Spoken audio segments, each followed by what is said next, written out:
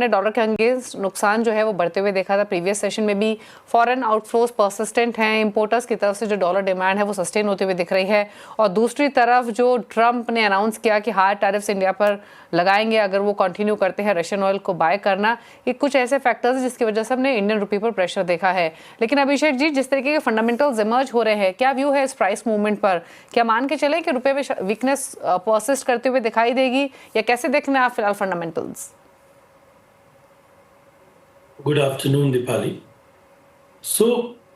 रुपया में अगर मैं पॉजिटिव फैक्टर्स की बात करूं और नेगेटिव फैक्टर्स की बात करूं तो ज्यादा नेगेटिव फैक्टर्स रुपए में नहीं है, apart from the focus on the Trump tariffs and the continuous tweets by Donald Trump on tariffs and buying of Russian oil by India and India's participation in BRICS, जो उन्हें पसंद नहीं आ रहा।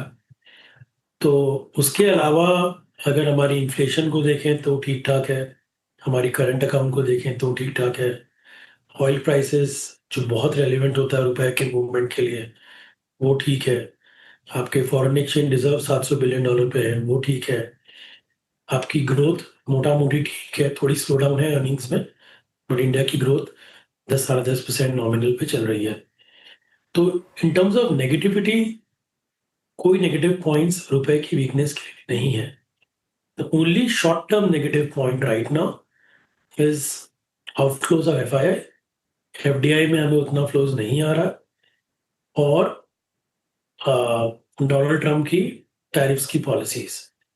मेरे हिसाब से लुकिंग एट हिस्ट्री अगर मैं देखूं तो रुपया 1.5% करीब करीब डेप्रिशिएट कर रहा है इन दिनों, लास्ट 5 सालों से 1.5 से 2%।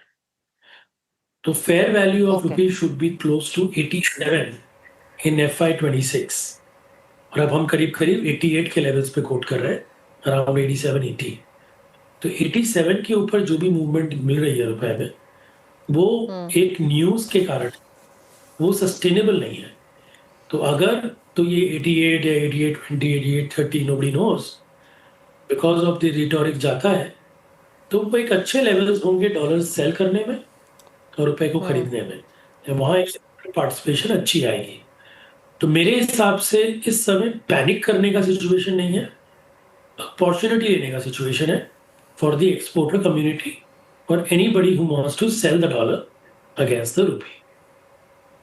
ओके अच्छा, फिर शॉर्ट टर्म फैक्टर्स के विषय जो आपने बात की उसके हिसाब से क्या रेंज मान के चले रह सकती है? रुपए का जो रेंज है शॉर्ट टर्म के लिए वो 87 से 88-20, 88-30 का पकड़े। अगर, एंड ये मैं सिर्फ टेक्निकली कह रहा हूं, अगर 87 के नीचे मार्केट चला जाता है with effect of some good news coming from America with regards to some kind of a settlement, तो वो इमीडिएट ट्रेंड रिवर्सल हो जाएगा।